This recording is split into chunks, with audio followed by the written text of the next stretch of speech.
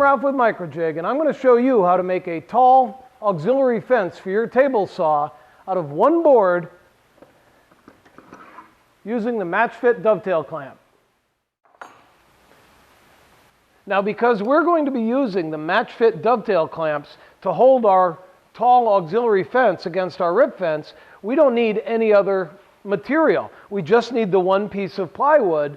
The dovetail clamps will hold it vertical and tight to our fence without having to build any other structure. This makes it a lot quicker and easier to build. Here I've got a piece of plywood. It's 10 inches tall. You could go a little bit less tall if you needed to, but it's 10 inches tall, and you want it to be as straight a piece of plywood as possible. If it has a slight bow to it, it can still be used, but you want to put the bow up against the rip fence so that the clamps can pull the bow out of it.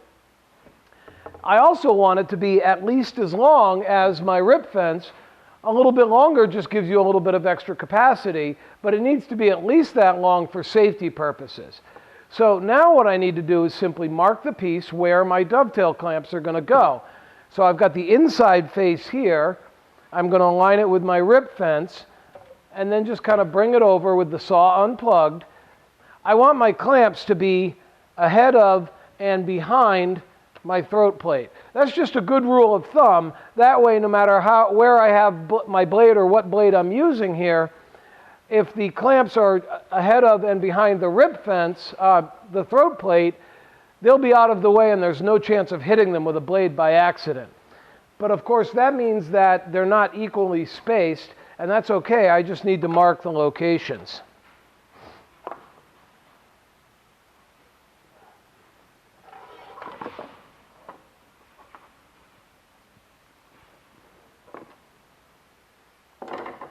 And there we go.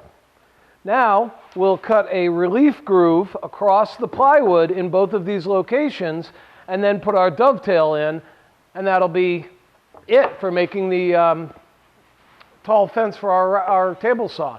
Just 2 grooves cut into a piece of plywood, cut to the appropriate size, and you're in business. Because these grooves are going across a long, narrow piece, the easiest way to cut them is to use a straight edge and a router. With undercutting bits, like the dovetail, I always prefer to cut a relief groove first to give the chips someplace to go. This extends the life of your bit and makes for cleaner cuts. But of course, you can always just cut the dovetail without the relief groove.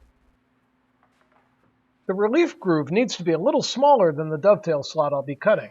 So in this case, 1/4 of an inch wide and 5/16 of an inch deep. You'll notice here I'm using the 2-in-1 edge guide, the plans for which you can download from the MATCHFIT product page on our website. It's an excellent guide for this sort of work.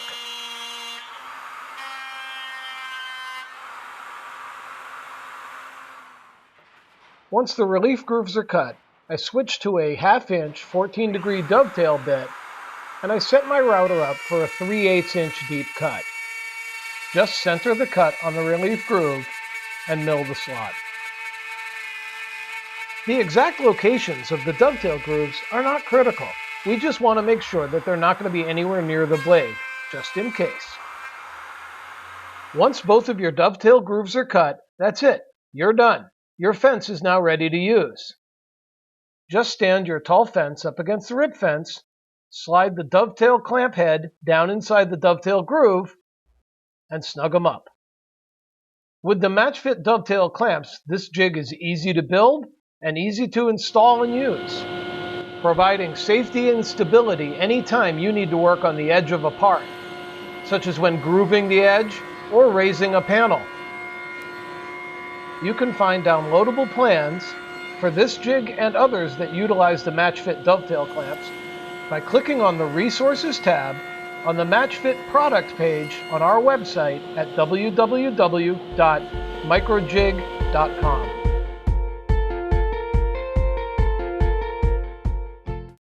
MicroJig. Work safer. Work smarter.